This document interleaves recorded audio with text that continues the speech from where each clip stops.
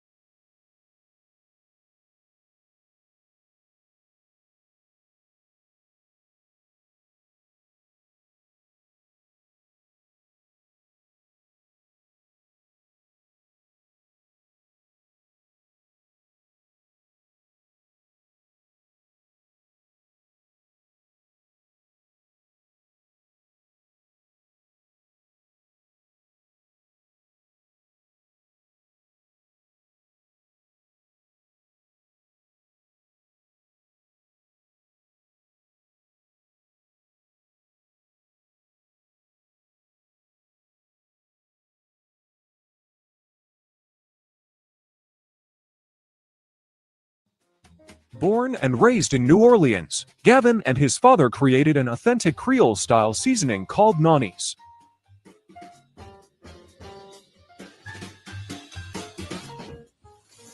All right, so we just fried the chicken and we put the fried the chicken with some nonnies. We added some nonnies to a blend as y'all saw earlier. And Dad is shouting out, Dad, how was it? It goes great, obviously. That's what he said. So that's Nonnies Creole Blends. Ladies and gentlemen, you can go to our website, Nonnies, Nonis, CreoleBlends.com. NONISCREOLEBLENDS.com, ladies and gentlemen. Try it on chicken, meat, or fish. Nonnies goes great with every dish. Oh, I can smell it right there. Go ahead. You know how to do it. Anyway, guys, try it on chicken, meat, or fish. Nonnies goes great with every dish. Go to NonniesCreoleBlends.com and order you some Nonnies Creole Blends, ladies and gentlemen. Happy 4th of July. Oh, we're going to try some more. Can't wait for the burgers. So. Make your food more flavorful. Chicken, meat, or fish, Nonnies goes great with every dish. Order at NonniesCreoleBlends.com. We all know and love our B1 brother Gavin, also known as G-Boot. Born and raised in New Orleans, Gavin and his father created an authentic Creole-style seasoning called Nonnies. All right, all right. What's up, family?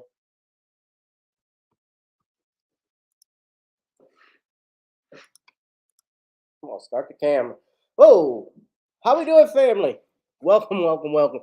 Man, I am so sorry I'm late. I kept changing it back and forth, the timeline. Ladies and gentlemen, we are live. We are live, and I'm coming at you with fire. Ladies and gentlemen, welcome, welcome, welcome, welcome. I need you all to hit that like, share, and that notification bell. I need you to hit that like, share, and subscribe button. And I also, if you don't mind, I'd like for you to hit that Cash App, PayPal, or Zelle to keep the channel going. You know, we are not monetized, but I do these shows, live streams out of the goodness of my heart for y'all, because y'all always, every now and then, I get a message from one of two of you, like Computer Robots or Danielle, about a topic, and I like to go in on it. And we have, as you saw from our footage from the screenshot that was in the thumbnail, ladies and gentlemen, I called this Thots R'Us. Now, I'm gonna explain why I said that, why I use that term. Because we celebrate, pop culture celebrates the worst in people as of late. But also not just the worst in people, but especially black people. So I'm going to talk about that in a minute with different topics in between that so it all relates so you understand. And I was disturbed by something and I want to bring to y'all attention a couple of things. So in the meantime, I need y'all to also do me a favor. I want you to go to Amazon Kindle and order The Commonwealth of Pennsylvania versus William H. Cosby Jr. Bill Cosby is being accused again. He's being sued in Los Angeles court by another accuser 54 years later after the alleged incident occurred. Now, I'm going to do a separate video about that. I'm going to try and do it if I can this week because I owe you all a review, especially of the W. Camus dumbbell. Uh, we need to talk about Cosby documentary that he did, or mockumentary, I should say, because it was mockery.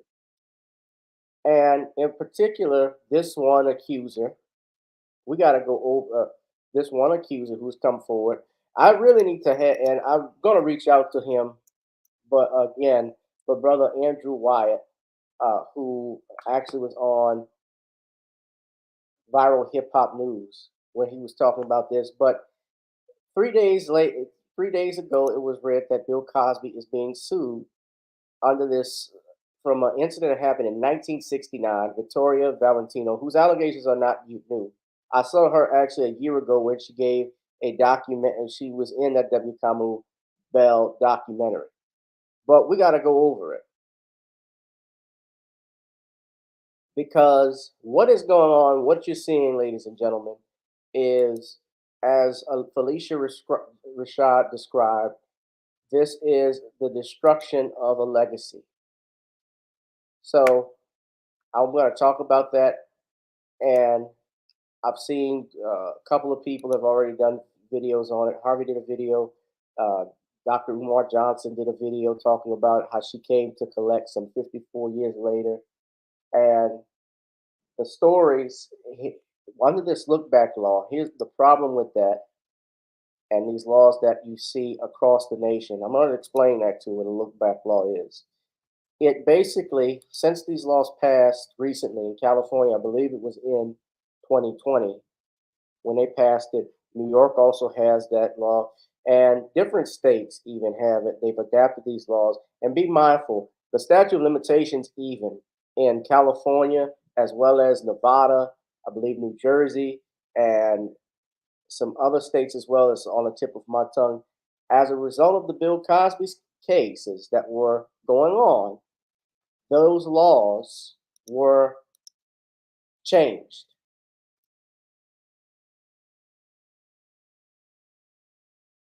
I'll repeat myself. They changed the laws. If you don't believe me, look at this. It's right here. This is This is on This is on the most trusted news in media's website, supposedly CNN, but we know it's a joke. California ended its statute of limitations on rape after Bill Cosby. It may not apply to the Golden State Killer. So before September of 2016, the statute of limitations in California for rape and sex crimes was just 10 years. After dozens of women have come forward, state lawmakers passed a measure that year eliminating the statute of limitations for rape and sex victims. They did this because of a black man. Let's not forget they have had a history, brothers and sisters, of doing this stuff. Remember OJ? That was the one that got away. Domestic violence laws changed in this country because of OJ Simpson.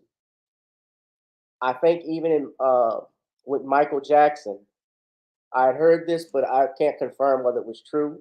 There was a law that was also changed with Michael, where the law stated that if a victim doesn't even move forward, that they don't want to press the charges, that the case could still move forward without them. If I'm not mistaken, that was something Brother Dick Gregory talked about. I heard another individual talk about it. I've heard that that wasn't true, that wasn't the case, but I can tell you the same prosecutor who tried to get Michael in 1993 did it, officially got charges on him 10 years later. I can say that much. And Jordy Chandler, who was the complaint, well, he wasn't the complaining witness. His father, Evan Chandler, was trying to extort money from Mike. There's an audio recording that was played on I think it was on Current Affair.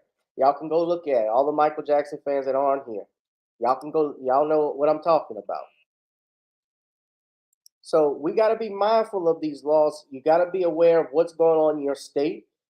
You do have to a degree, ladies and gentlemen. I know we don't talk about not voting and supporting Dems, and I agree that if no party, Democrat or Republican, has anything to offer Black people, we should not go and vote for them willy-nilly. I'm 100% for that. But we still need to be active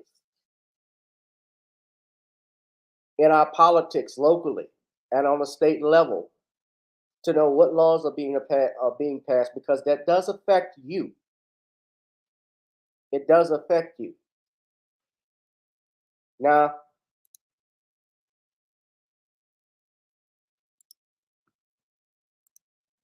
to get on,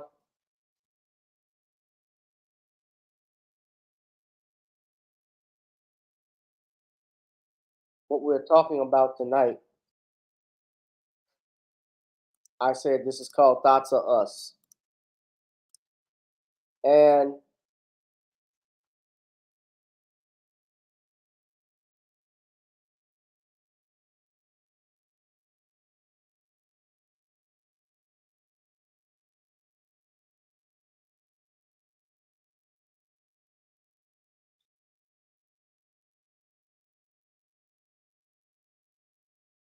let me say a special shout out to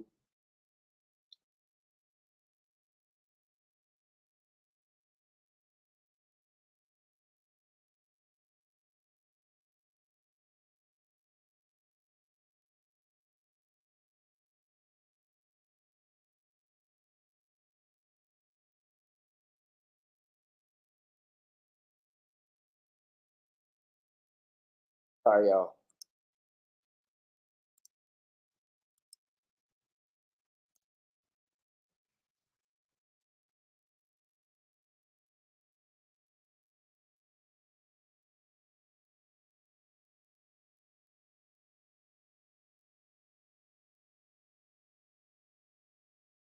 All right, I'm sorry. I say call this Thots R'Us because we're going to be talking about destructive behavior. Now, I want to share this with y'all. I found out, I don't even watch this program, but there's a program apparently on what's called Zeus Network called Baddies South. And the Zeus Network, I don't know if anybody has seen this or watches this crap. I never even heard of it. That guy, King Bach, is the owner, one of the owners of the network. So basically, it's a streaming service, and you pay for play. And if you look here, this is their website. You can check it out online.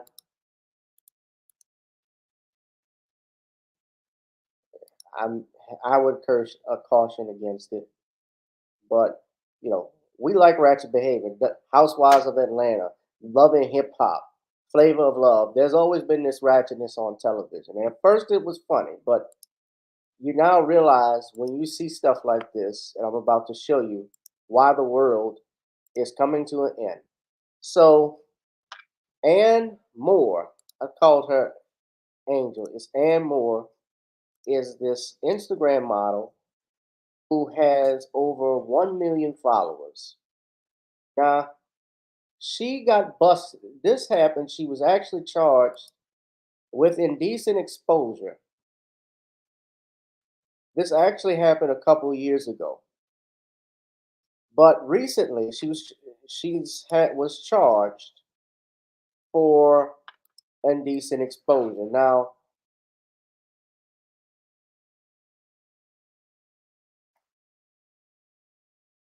Brother O'Shea D. Jackson did a video on this. This actually happened out in. She posts illicit videos. Now I've heard that she's a professional clout chaser. That's what she calls herself. She's got 1.8 million followers, I believe, on Twitter, which was a shock to me. She actually has.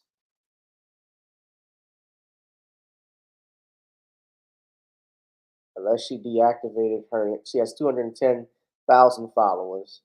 And I don't know if it's true or not, but I heard that she is. Someone said she was I think she said on a video, she may have been joking that she's a tranny. I hope not. That's why I'm not gonna compliment her on anything. But you don't know these days. But I'm just looking at this and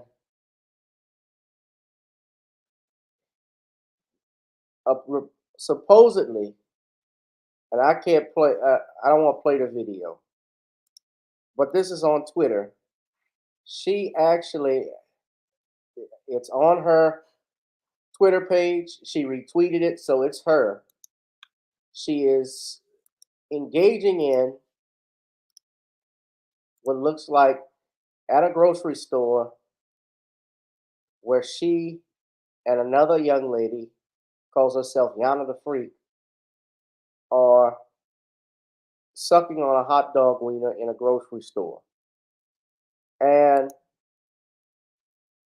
oh wait, I'm not trying to play that. No.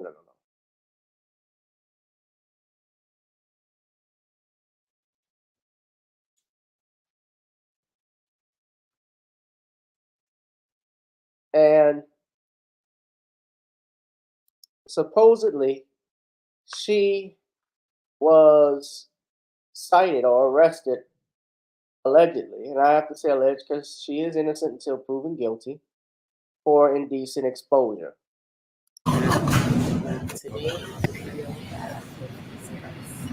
I'm sorry I didn't want the video to come up on the initial uncensored one. It is just viewer discretion advised. So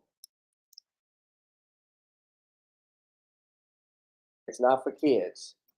Now this is out in a grocery store. I'm assuming she didn't pay for it.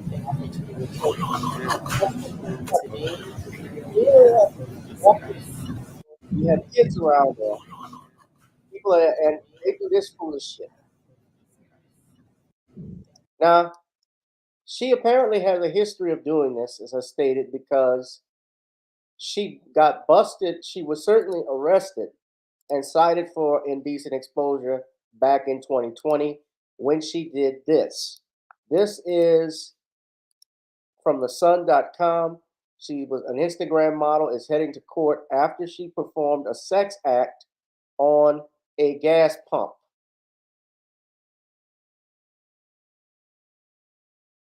Now, she put a condom on it. Now, this was out in Miami. And the manager called the police as she filmed the video. And when the police arrived, they even said her top was too revealing. So she put a condom on a gas pump and performed a blowjob on it.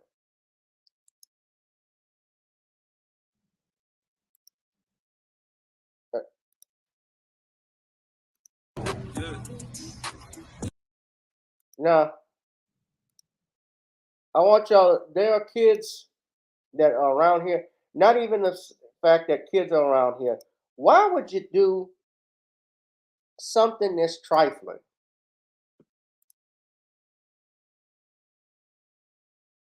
I don't even want to play the video. This is not attractive to me as a man. That you would do some shit like this.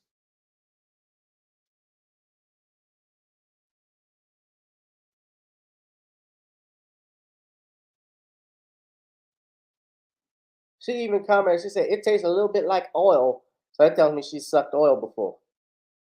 But I wasn't worried about getting sick. I used the condom. Anything for we have too many people that praise ratchet behavior and shit like this. And this is what sells.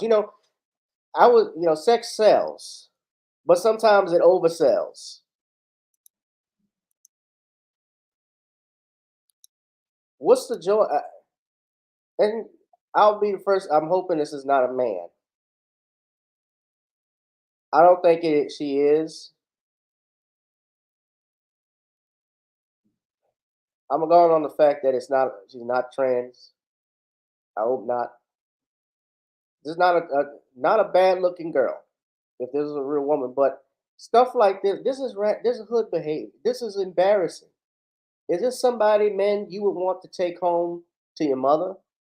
Is this somebody you want to have kids with? This is going to be on the internet. That's going to be on the internet forever. Everybody is going to remember that stuff. So she supposedly got cited for what happened 3 years ago. Now, y'all know it's a crime when you're in a grocery store, because we talked about this before. You had during COVID, you had people licking ice cream, opening the top of a Bluebell ice cream ice cream bucket, licking ice cream, putting food out, eating it. They were busted and putting it back in the refrigerator, and they got busted by the feds. They got busted by the police and even federal law, because that's a violation of as well. That's health code violations. It's also federal crime when you tamper with food, especially in grocery stores. That's all valid. That's stuff that happens. But this is this gets 1 million views. This is what get 1 million followers. Stupid shit. Stop following stupid shit. But this is what mainstream media praises. Ratchetness, illicit behavior. And I want to caution young black girls, because will never forget when Dr. Boyce Watkins even talked about how he went into a class and a lot of these young black girls he saw wanted to be basketball wives. They didn't want to be doctors. They didn't want to be lawyers. They didn't want to be artists, anything like that. They wanted to be like the women they saw on TV. Please don't do it. I caution our young people. If you have daughters, caution them.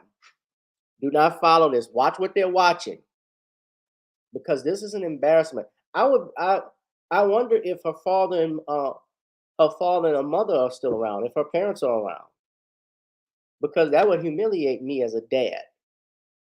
That you have pictures like this, that you're putting videos up like this, and you get paid to do it. Meanwhile, when I put intellectual stuff out here on YouTube to get people to think, I can't get 1,000 more followers.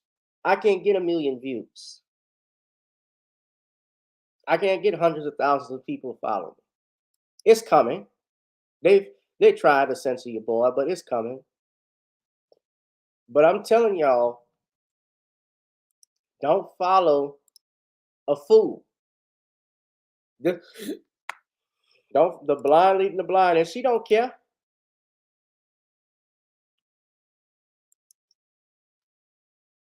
I want to keep giving her attention because that's how she makes her money. I'm a professional clout chaser. No talent, can't play music, can't play instrument, can't be an actress. I just look good and I do crazy shit. That's how I make money. But I want to show y'all something. When I say follow the blind leading the blind, don't y'all do that. I want y'all to look at this. That somebody right now, it's the same thing. We talk about Thots R'Us. We're going to talk about another thought. I don't know if y'all saw this video, but this ex-girlfriend. So this story is about a former NFL star named Travis Rudolph. And Travis Rudolph uh, played with the 49ers. Once I think he was a wideout. And no, I apologize. No, I remember who he played for. He played for the Giants. He had a brief NFL career. Played for the Giants and he played for the Dolphins. I think he went into the USF, to the Canadian Football League. But he lived down in Palm Beach County, and he's charged with murder.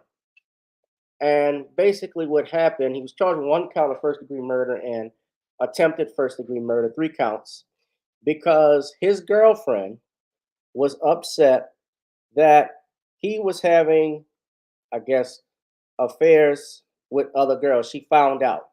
And she didn't like that. So she sent her brother and his goons, his friends, to the man's house. Now, there's a video that's come out. She actually testified at the trial and she looked like a damn fool. And I want y'all to listen to this. Now, he has tried to get his defense lawyers had tried multiple times to get the case dismissed under Florida Stand Your Ground law. But a judge denied that back in March of 2022. And let me just say this about these Stand Your Ground laws. They are not for Black people. They are to be used against Black people. But when Black people want to use that in their defense, very rarely, oh, that doesn't apply. George Zimmerman, I guess we can see that, yeah. Travis Rudolph, not so much. That's why the NRA don't do anything with Black people. If you looked at it, remember what happened to Philando Castile? That didn't apply. Oh, Derek Chauvin, yes. But Philando Castile, no. Never mind that Philando Castile was doing everything, cooperating with the officers. And the officer just shot him because he was a coward. With the baby in the back, mind you. The man was pulling out his ID. You asked for it.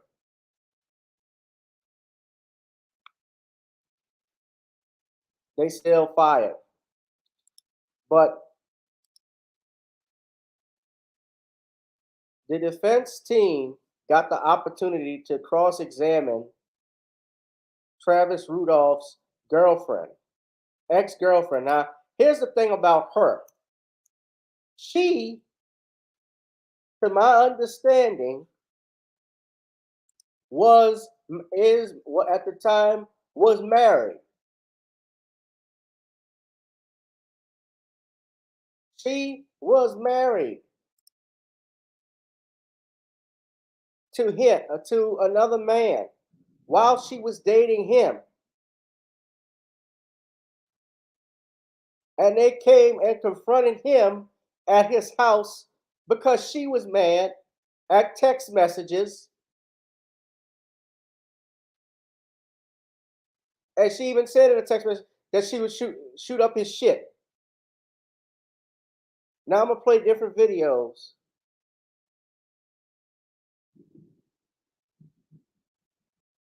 of it. And all intents and purposes, Travis Rudolph seemed like a good guy, but he pulled out an AR-15 pistol and fired in self-defense. These men came to his house. Now, I haven't followed the trial that much, but I want y'all to pay attention to this heifer. This Thots R'Us, remember. Hit the hashtag in there. Thots R'Us, ladies and gentlemen. I want y'all to look at this. Wait, what? The murder trial for former NFL player and FSU star Travis Rudolph continues. Testimony for the trial, it started Wednesday. Rudolph is accused of killing a man and injuring another during a shooting in Lake Park 2 years ago. Rudolph says it was self-defense. Our Caleb Califano live outside the Palm Beach County Courthouse with more. Caleb.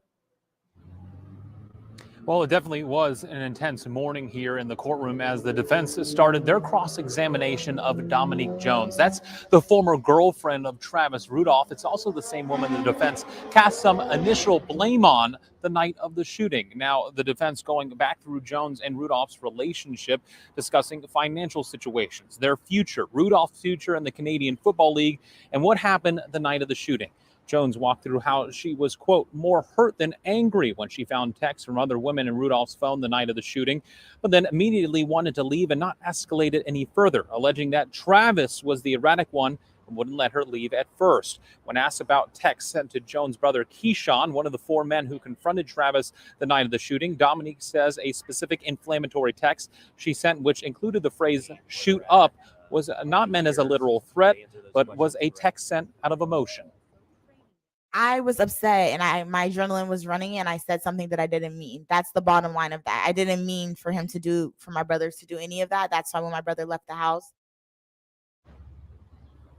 Now the murder trial of Travis Rudolph is expected to last a week as we learn more about these witnesses and more details. We'll make sure to keep you updated on air and online. For now, we're live in West Palm Beach. Caleb Califano, WPBF 25 News. She didn't do anything, but you clearly meant for something to happen, or else why would you have your brothers come there? The brothers came there, and his friends, and it's my understanding they were armed. Now his brother testified, Daryl Rudolph, at the trial.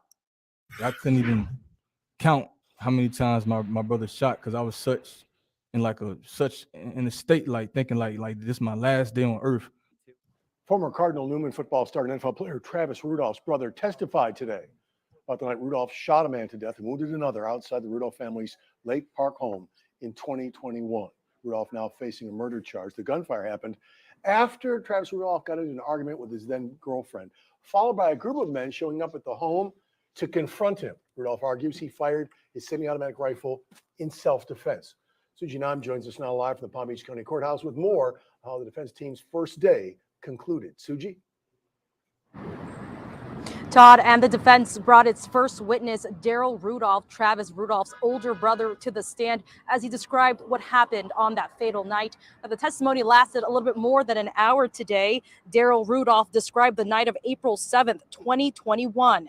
He said his brother got into an argument with his then girlfriend, Dominique Jones, over another woman.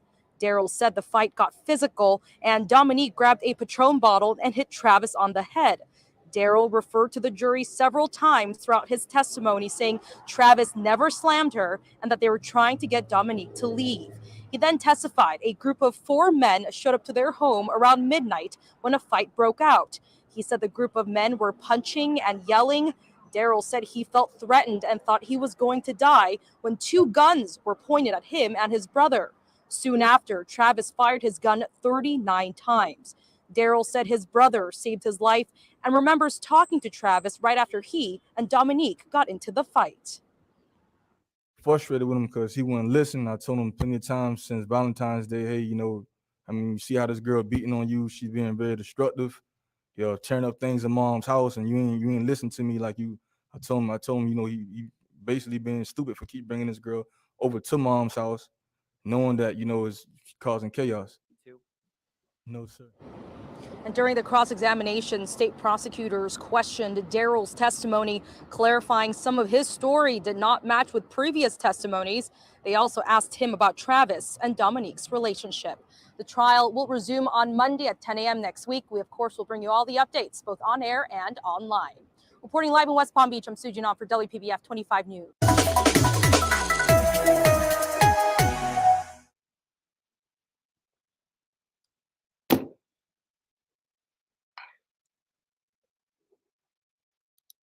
We see why a lot of men aren't dating. It's women like this that make it difficult for a relationship to last. This is a woman that was married, so there's no future with the woman with a hole like this. I'm gonna just say it. Later came outside and there was cruisers everywhere and crime scene tape. The Palm Beach County Sheriff's Office says one man He sent them was taken to the hospital from the Lake Park shooting scene. A second man was found a short distance away, dead in West Palm Beach.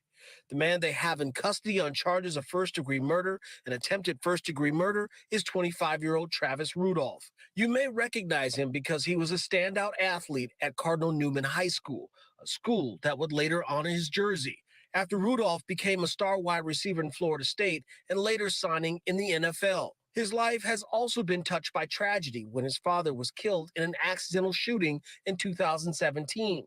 Now, Rudolph stands accused in a deadly attack. He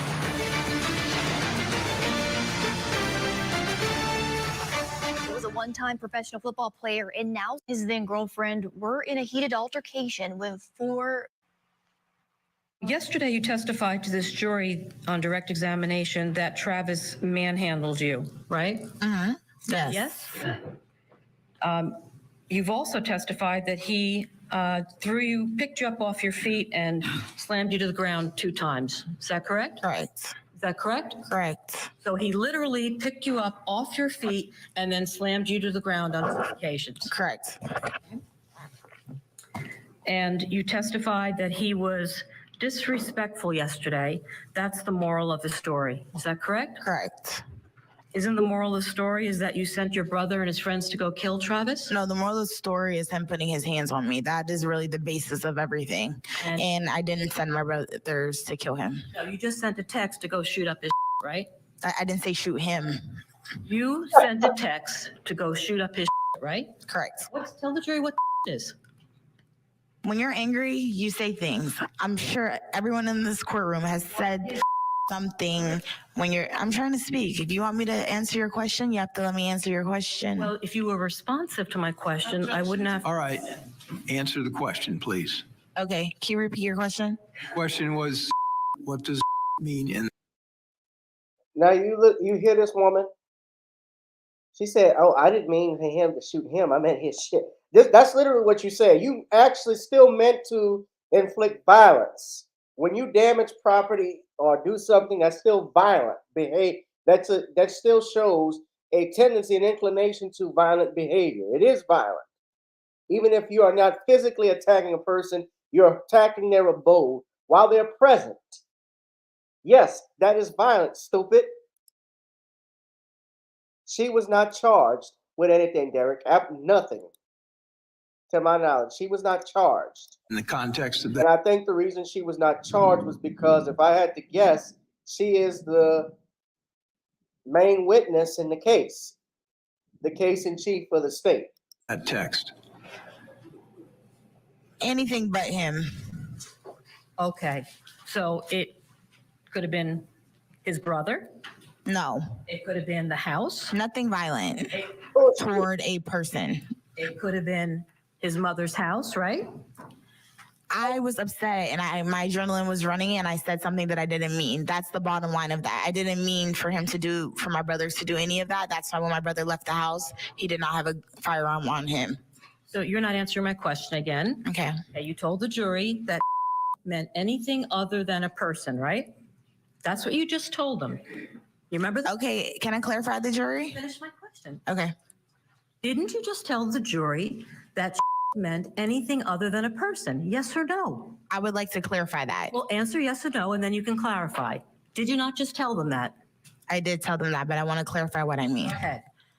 When I said that, I was upset. I was angry, and I said something that I didn't mean. My adrenaline was running. I am clarifying my answer. Am I not? Go ahead, finish.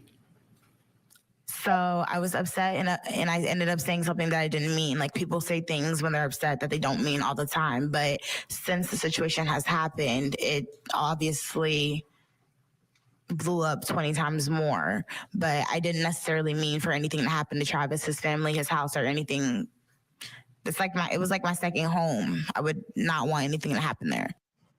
Still with me, trial attorney Cannon Kearney and criminal defense attorney and former prosecutor Rob Corbett. Rob, I'm going to start with you as a former prosecutor. How do you think this cross is going? Actually, this is a defense attorney, but this went on for hours, Rob, this cross-examination, the witness confrontational, standing her ground against these questions. What do you take from it?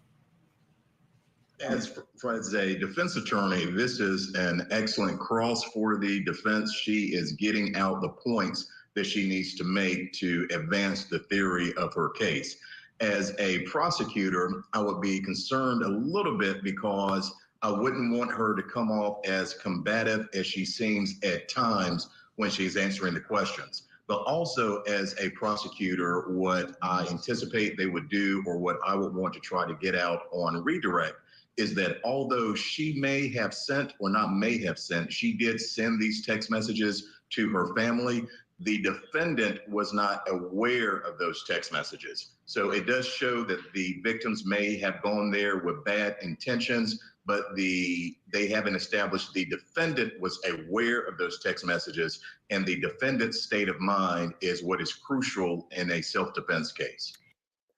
I would add, though, he's speaking as a prosecutor, but as I would say, since I, as a criminal defense lawyer, and he highlighted this as well, I would just disagree with the brother on this point, is that she is the main witness for the prosecutor's case in chief. She is actually a disaster because she is combative. It's established essentially with that jury that she instigated an altercation. Now, he is correct that yes, they have to look at the state of mind of the defendant. That's what a self-defense claim will be, is did he reasonably fear, and I'm not licensed in Florida, but I believe the statute is just like similar to our self-defense basically means, is there a reasonable fear by this man when he pulled his gun that his life was either going to be threatened or if he was going to receive serious bodily injury. Now, I did see where they did fight, and this is his property, mind you. This is his property. Castle doctrine. Now,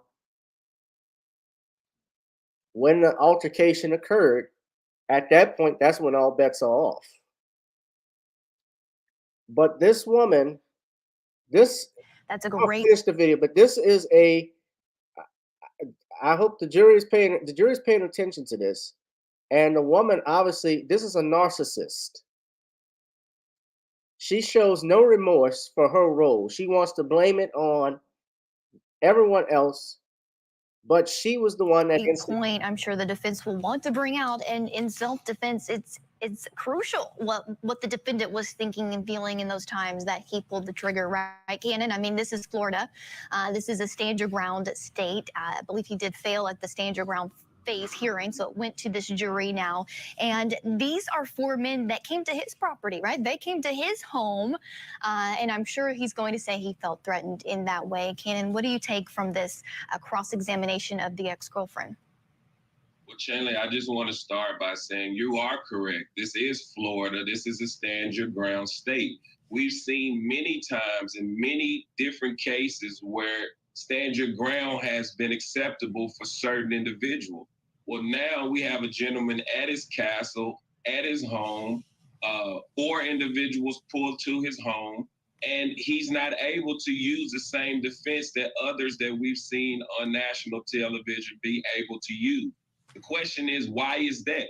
What is there about Mr. Rudolph's case that doesn't allow him to use that defense? And based off of what I've seen, I don't see why he hasn't been able to use that defense. Again, you have an individual young lady who he knew he was having an argument with. All of a sudden, her family members or her friends appear at his home. And what is he to do? Now, I'm assuming that the amount of artillery that was used in order to defend himself is one of the huge questions that the prosecution is bringing. However, you have 4 people.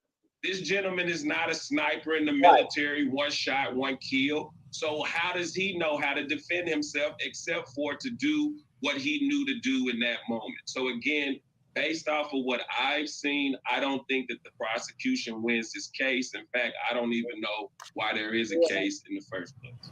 Excellent points there, but let's talk about these messages that were a focus of the cross-examination. We're going to play a portion of it to realize why they are important to the defense. Let's watch. When you left the house, you called your brother Keyshawn. You remember that? Yes. Okay, and you were still crying and upset when you called him, right? Yes. And then you also called Tyler Robinson when you left Travis's house, did you not? Yes. And you were crying and upset at that point as well. Yes. And you told both of them that Travis had picked you up and slammed you to the ground, right? Yes. And that he had disrespected you. Yes. And you also sent a text message to Keyshawn at roughly 9:45 that Travis dropped you to the ground. You remember that? Yep. And in response to that text message, Keyshawn sent a group text message to you.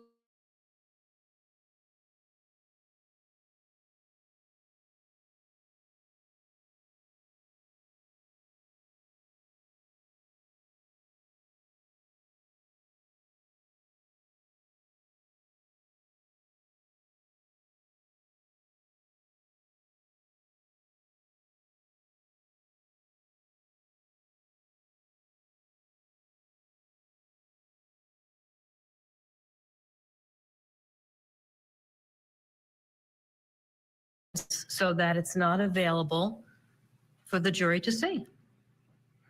The evidence wasn't deleted for the jury not to see, because clearly I'm standing up here right now and I'm admitting that I did delete the messages, and I'm confessing that I did turn my phone into the police enforcement. It wasn't for the jury not to see. After all these actions have happened, you have to understand how that looks. It looks ridiculous. Beforehand, if nothing like that happened, it would have just been words that were said. People say things when they're mad, their adrenaline is running all the time. So that is the reason why I deleted them after I came to the conclusion that there was a shooting. Okay, so she deleted a couple of text messages. What does that say to you, Rob, in aftermath of this? And doesn't really look good for her, and why the defense? Now that could be seen, especially in Louisiana. That would be obstruction of justice. If you try to withhold any evidence of a crime, again, brother Pirate Brain, why wasn't she charged? Because very simple, she had an agreement. If you want to know the answer is very simple. She had an agreement with the state. She is the case in chief, witness of the state. That is why she was not charged. Prosecutors have discretion, and I'm sure they worked out a deal with her. Defense would want this jury to know it. Well, exactly. It is damaging evidence that she would delete those text messages, because it shows not necessarily consciousness of guilt, but it shows that she knows that these are not messages that she would want to get out in the public. And just to sort of also state that he is still allowed and is raising the defense of self-defense, the affirmative defense. Right. What was denied to him was that at the hearing, the judge didn't allow him to preemptively shut down this case, so to speak. And this is the third time that judge has done that. But he is still allowed to present self-defense, namely because there's evidence that the victims may have been retreating. So it may be a case of that he used force, but may have used excessive force, or wasn't entitled to use that much deadly force in this particular case. But regarding those text messages, it shows that she knows she doesn't want those to get out because of how it is going to reflect or look on her and her family. 1000% right. I will just say, brother, there is no such thing as excessive force with self-defense. Like the other attorney said up there, if you have I want y'all to understand something. There are 4 individuals. Now, he knows one of them, obviously, because that's his girlfriend's brother, but might know the other individuals. But 4 individuals come up there in a hostile manner. And these text messages that she deleted obviously said shoot stuff up. She told him that he put hands on her. If a brother and his crew, his posse are coming over there, they're not there to share milk and cookies. They're not there for Bible study.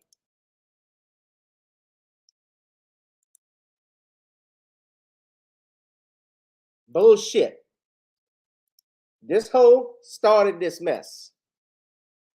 But she's not being charged because in a society like this, gynocentric society, women are not allowed to be held accountable for their decisions.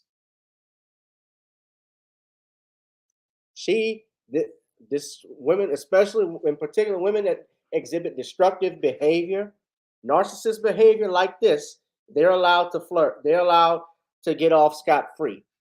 she very well could have been charged with a conspiracy, but they went after Travis Rudolph because I think number one, he's a black man. The other thing too, he was an NFL college football star player. Uh, the other thing is that yes, he did use an AR-15 pistol. He fired 40 rounds. So they wanted to go at him.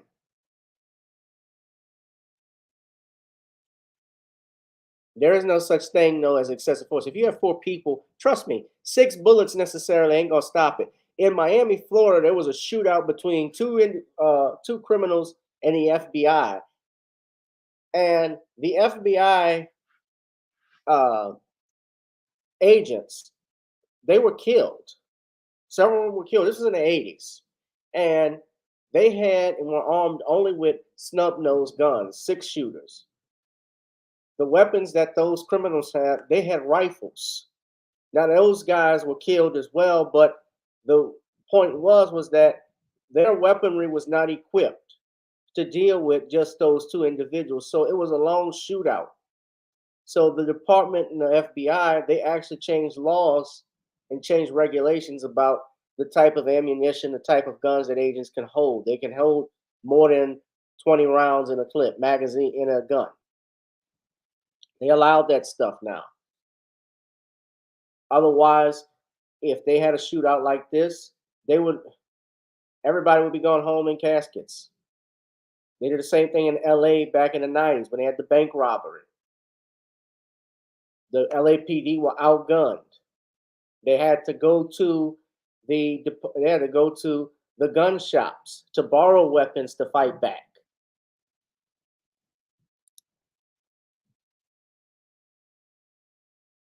That was in Palm Beach County.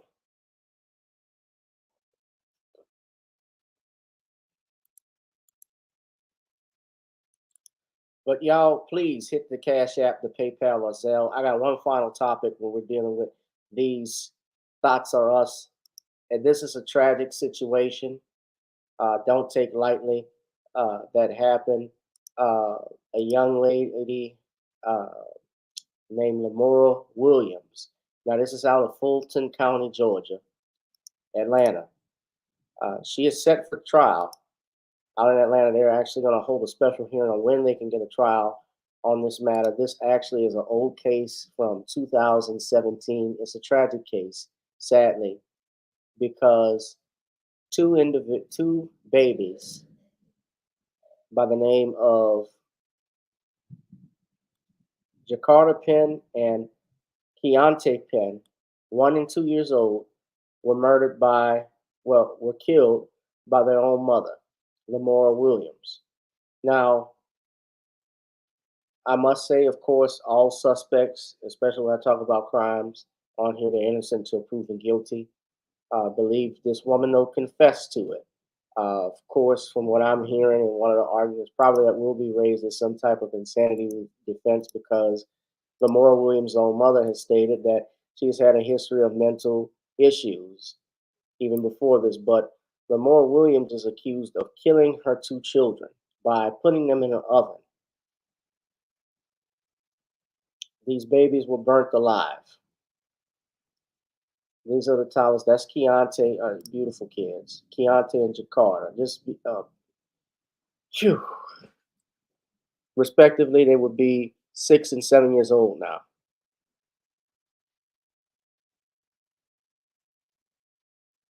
Keontae would be just graduating from kindergarten, I believe, by now. So, cute kids. Now, Williams declined to appear in the courtroom, but she was supposed to be in court at 9:30 for a final plea hearing. I believe she's still in custody. This happened in 2017. So what's happened now, the case has been pending. It's obviously been status appearances. I'm sure she has had a mental health evaluation while she's been in there. But what we have here, in October of 2017, Lamora Williams called 911 at around 11 p.m. and told an operator that she had come home to find 2 of her sons dead. Arriving at the scene, officers found the bodies of 1-year-old Jakarta and 2-year-old Keontae Penn. Both toddlers had burn marks on their bodies. Williams told police that she left her 3 children from noon until 11:30 p.m. Friday with a caregiver and came back to find the children dead and the caregiver gone. When I came in, the stove was laying on my youngest son's head, and my other son was laid out on the floor with his brains. uh, sorry.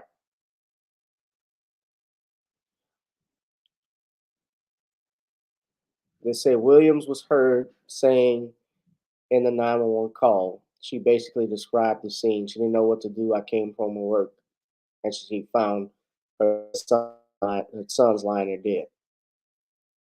Williams first telling the dispatcher that her cousin was babysitting and left the children alone. I'm sorry, I don't know if y'all can see.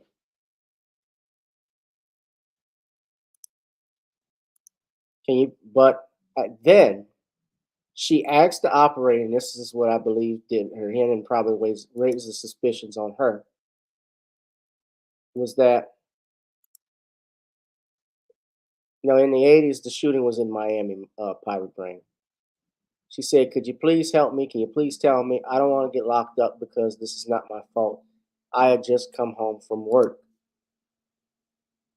Investigators said, however, that is not what happened. The charges laid out in the warrant, which stated the 24-year-old mother put Jakarta and Keontae in the oven sometime between 11 p.m. Thursday and 1 a.m. Friday. A third child, Jamel Penn Jr., was found in the home. He was not injured. I've heard the lawyers are actually trying to get in touch with speaking to the little boy. At the same time Williams was making her 911 call, the boy's father, Jamil Penn, was also calling 911 from his workplace. He told a dispatcher Williams had just video chatted with him, showing him the dead bodies of his sons. She video called me and showed me this, and I seen it. I think they are already dead. Brenda Williams, who I mentioned earlier, is the mother of Lamora Williams, who says her daughter has a long history of mental illness. She believes Lamora snapped after breaking up with Penn.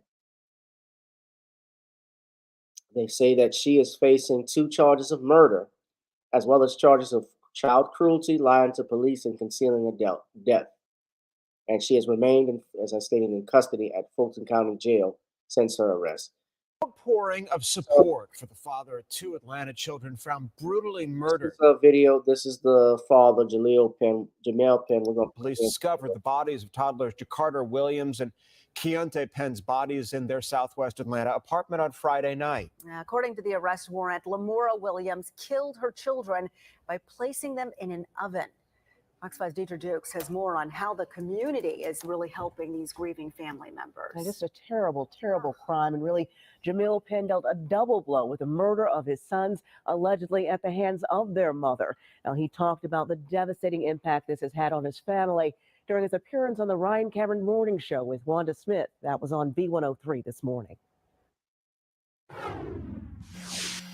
One thing for sure that we know that they're in heaven. Now this is old. This is old, guys, because Wanda is not there. That's when Cat Williams roasted her. But I'm not going to joke about that right now. I'm serious with this. Willie Watkins offered words of comfort to Jamil Penn during his radio appearance on B103. The grieving father distraught over the deaths of his 2 sons, 1-year-old Jakarta Williams and 2-year-old Keontae Penn. The children's mother, Lamora Williams, charged with murdering the boys at their Southwest Atlanta apartment Friday by putting them in the oven. It's just crazy, man. It's just so crazy. I never thought she'd do something like this. I feel that the community should wrap their arms around this young boy and his father, and show them that we're there for him. Funeral home owner Willie Watkins has been a fixture in Atlanta's West End community for about 35 years. When he learned the tragedy occurred about a block from his business, he was compelled to help. God told me, said, when they call you, you need to provide the service for them. Penn did call, and Watkins met with him personally on Monday, telling him the funeral home would donate their services. Watkins also reached out to Southview Cemetery and West Hunter Street Baptist Church to arrange a funeral and burial service for the family. But I want to give them a befitting homegoing celebration, one that they can remember their brother and the son in a way and not be so mournful. An outpouring of support for a father struggling to come to grips with his son's murders while doing what he can for a surviving child who families say witnessed his brother's deaths. I just take it one day at a time. I got to be strong for Junior. He's all I got left. And Willie Watkins tells me he has also offered grief counseling to Jamil Penn and his 3-year-old son. You saw him there in the video. And we are told that the 3-year-old has talked about what he witnessed in that apartment the day his brothers were killed. We are told that he does that daily, that this has been very difficult for the family. Meantime, his mother remains behind bars in the Fulton County jail. Yeah, that little boy is going to definitely need some support, and it's so good that the community is rallying behind him. A lot of help. Thank you so much, Deidre. Back.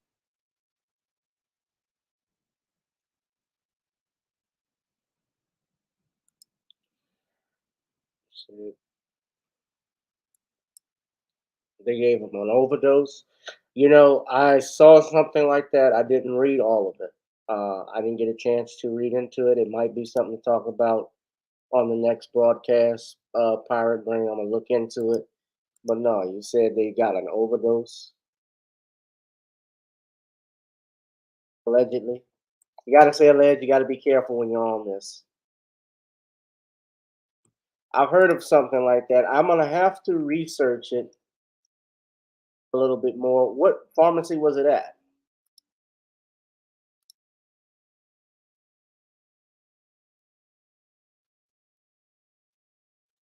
So they withheld the records.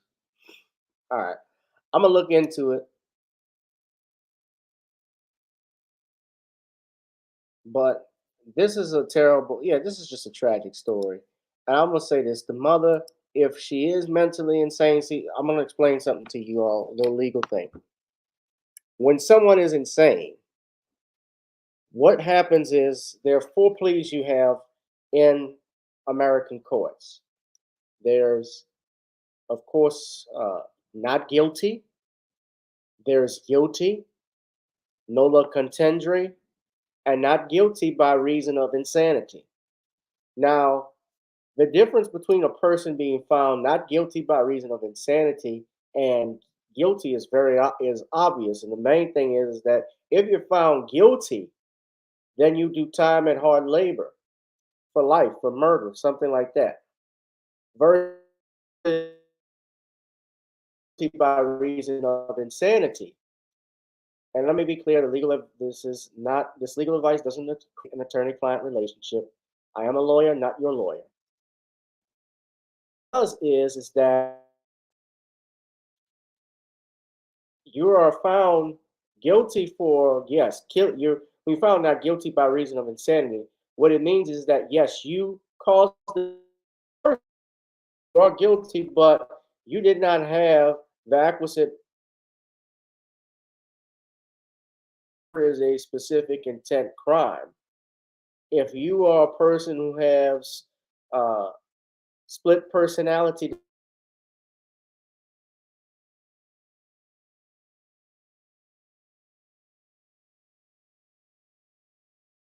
from wrong, if you had some type of mental deficit that prevented you from knowing that ability, you may be a schizophrenic or associative disorder, bipolar, those things do happen. If it impacts your ability to know the difference between right and wrong, you can be found not guilty by reason of insanity, and you have to spend your life or whatever requisite amount of time in a mental health institution until you are cleared. So it's obviously different than being sentenced in a prison in hard labor.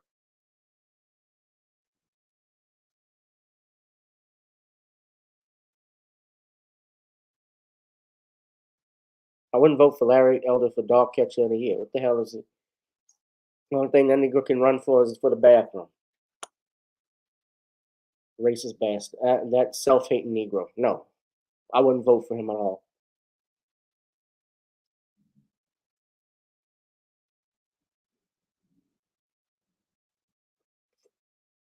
But if she is insane, she's gonna get treatment that she needs. It's a tragic story.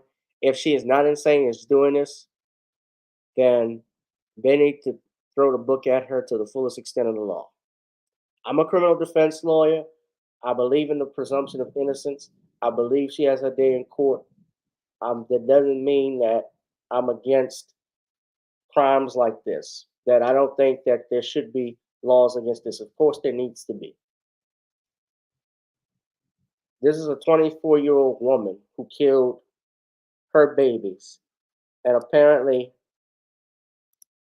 FaceTimed her ex-boyfriend, was upset that the ex-boyfriend broke up with her. That's the story the prosecutors are looking at. Now, I'm going to play this story. Now, you saw the surviving son. So that kid who was 3 at the time, I think he's the oldest, he's 8. So they want to interview him. But I'm going to play this story and let's listen to it. In an oven back in 2017. In court, her attorney asked the judge for more time. Channel 2's Justin Carter is live in downtown Atlanta. And Justin, they want to interview a possible key witness in the case.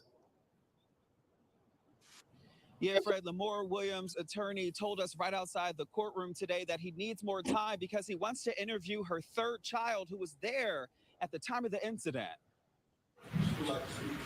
Okay. Lamora Williams declined to appear before a judge for a final plea hearing Friday. Does Ms. Williams wish to come out? She does not wish to come out. Her attorney, Arnold Regas, told Channel 2 Action News that he wants to talk to Williams' 3rd child, who's now 9 years old, who has been added to the witness list in this case.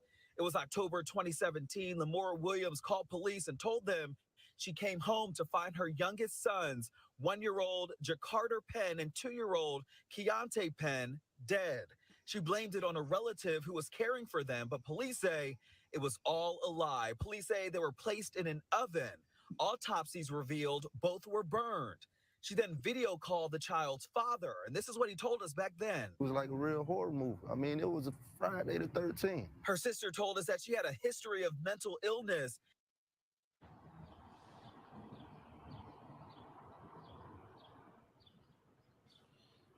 Yeah, and that was all according to the sister. That's all the sister's opinion. Now, the judge did agree to reschedule that final plea hearing. Fred, it has not yet been set as far as the date is concerned.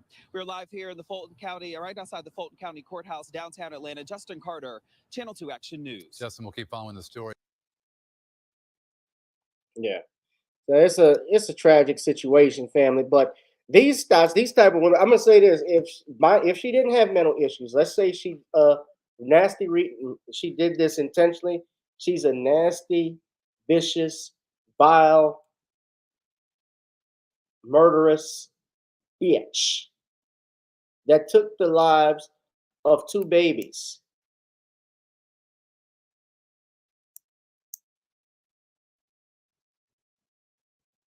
I say this because this, again, falls in line with what I said about the second topic, how women are not allowed to be held accountable in situations and the havoc that they cause. She's being held accountable in this situation because she's a woman. Excuse me, let me rephrase that. No. She's being held accountable because she is 2 innocent children lives were taken.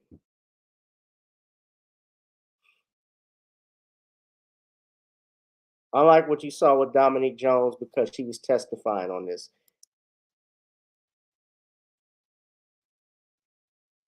Because we're in a gynocentric society, we are a society that says that they can do bad by them. Remember that Tyler Perry movie, I Can Do Bad by Myself?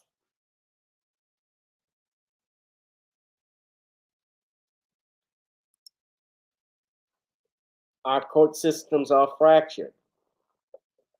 The Black woman, I'm not saying it's all women, by no means. But some Black women, I think, and I'm speaking in general, are fractured. The Black man and Black woman, the Black family has been fractured for years. And that's because society, like I said earlier, ladies and gentlemen, it supports ratchetness. It supports disorder.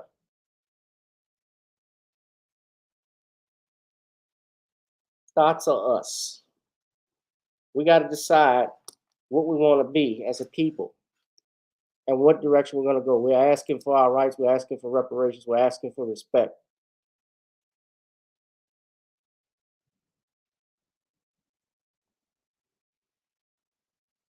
We can't support we can't support behavior that is counterproductive to what we're trying to get. And with that being said, ladies and gentlemen, I don't give a damn about Andrew Tate. But yeah, you're absolutely right, Holden. Thank you for coming in. Derek Bailey, Mr. Pirate Brain, One Who Cares. Thank y'all, thank y'all, thank y'all. I need y'all to please support this channel. Donate to the Cash App, PayPal, or Zelle, ladies and gentlemen. I know Danielle was here earlier, but she probably had to go to bed. Emperor, Derek Bailey, I don't see you, Derek. But all of y'all that were in here, man, I appreciate it. Lamiko,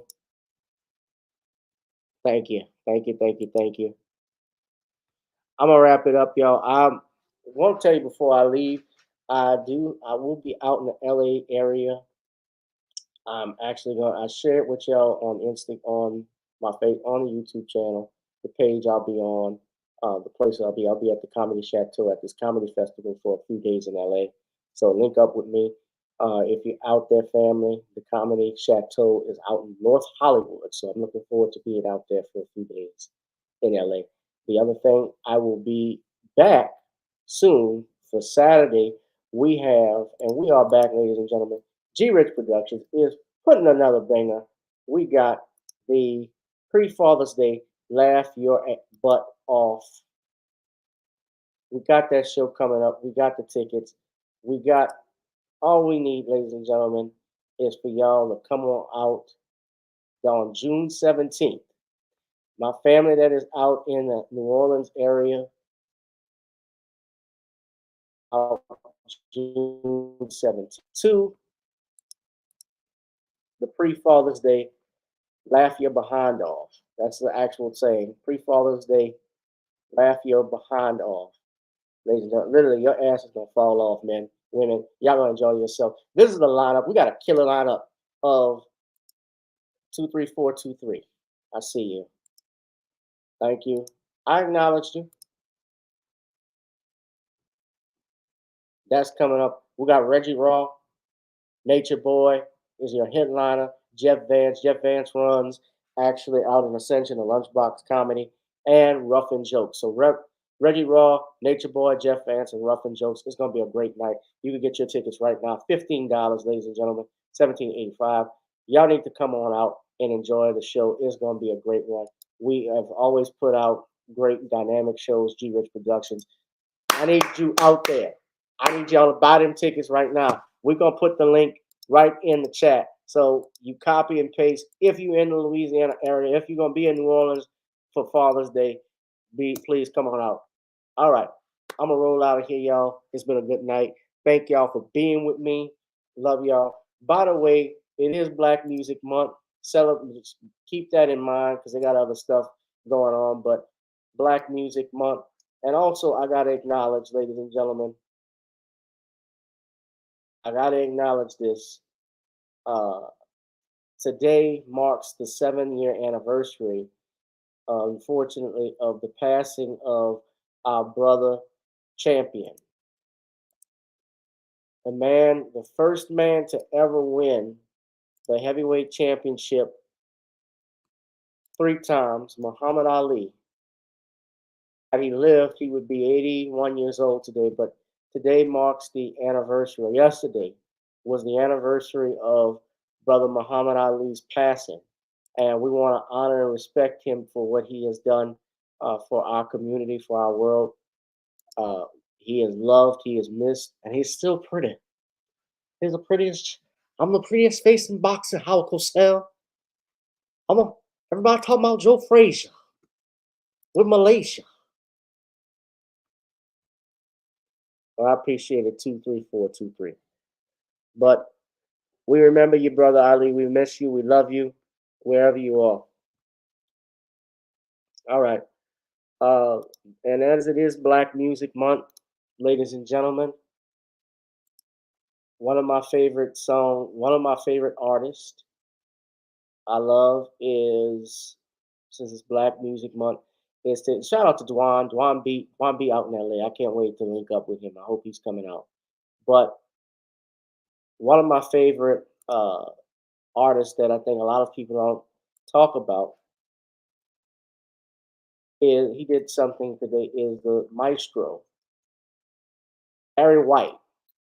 That's actually one of my favorite R&B artists. Barry White is a great musician, the maestro. Interestingly enough, I don't think Barry White is in the Songwriters Hall of Fame.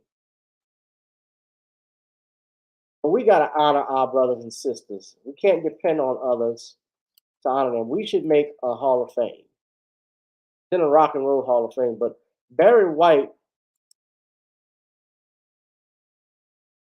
put out so many hits. Ecstasy. Now, I don't think he wrote that, but You're the First, the Last, My Everything, Can't Get Enough of Your Love, Never Gonna Give You Up. Just his music was just brilliant. He knew how, as a producer, he knew how to actually mix a song, how this instrument should go in this track, how this should flow. I appreciate his music. I'm gonna talk about somebody else too. So Barry White is my Black Music Month honoree for today, and I'm gonna have another one I'm gonna put up for tomorrow, and I already have an idea of who it's gonna be. So y'all can check it out.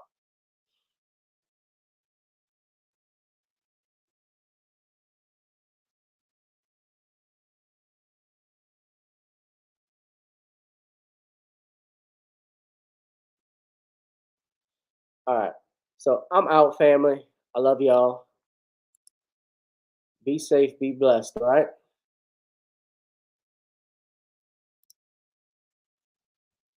To the maestro, Barry White.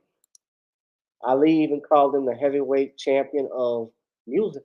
I'm the heavyweight champion of the world. I'm the greatest heavyweight champion of the world. But this man is the heavyweight champion of music today. Y'all show your love for Mr. Barry White.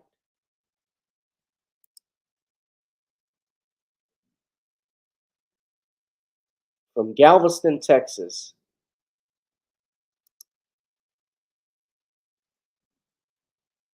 White had 20, listen to this, 41, he recorded 20 studio albums over the course of his career, but multiple versions and compilations were released worldwide that were certified gold, 41 of which attained platinum status, and he had 20 gold and 10 platinum singles with record sales over 100 million records, and he's one of the best selling artists of all time. His influence included James Cleveland, Ray Charles, Aretha Franklin, the Supremes, the Four Tops, and Marvin Gaye. Yes, y'all know that he actually was in the process of doing some songs with Marvin Gaye before he died. Before Marvin Gaye died, and yeah, just a great musician, just a great maestro. My favorite song is "Ecstasy." I like that. I also like "In the Garden" that he did in the 90s, the Secret Garden, that Quincy Jones, Rod Temperton, Sadiah Garrett, and Elder Bars wrote. Yeah, that's one of my favorites. I also, guys, I want to take this time out. I found out that a private investigator, and I got to mention this,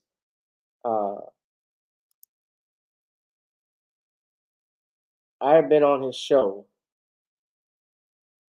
a couple of times when he launched a radio show called All Things PI, and I must have some sad news to report that, per my knowledge in speaking with Sister Nicole from Nicole's View, that Scott Ross has died. Scott was a guest on my show multiple times. Well, a couple of times. I had him on. He came on my show.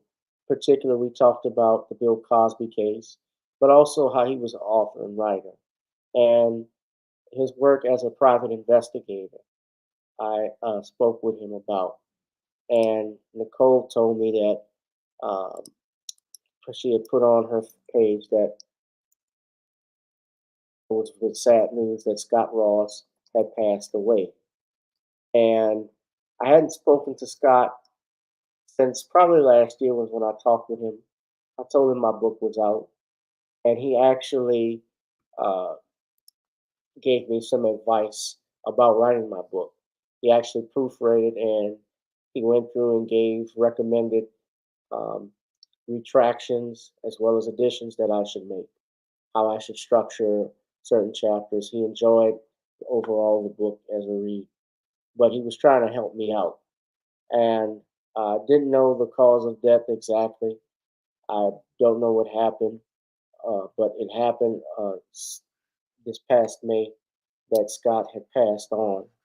And he had, I want to just say this, Scott was actually adamant in defending both Bill Cosby, you could go look at that, and Michael Jackson. I also know he did work with Chris Rock. He also was doing the Tory Lanez shooting. A lot of people may not know that, but I spoke with him. But I just want to say, Scott, wherever you are, and I'm sure you're in paradise now, I would say rest in peace, my friend. I'm deeply saddened for his wife, his children, and friends learning about his passing.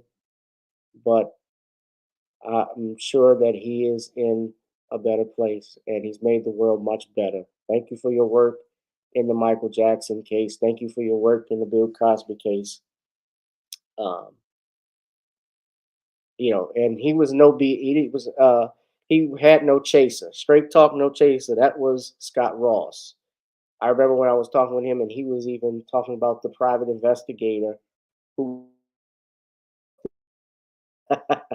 he didn't want me to say anything of well, he said it. I could say it, put it on there.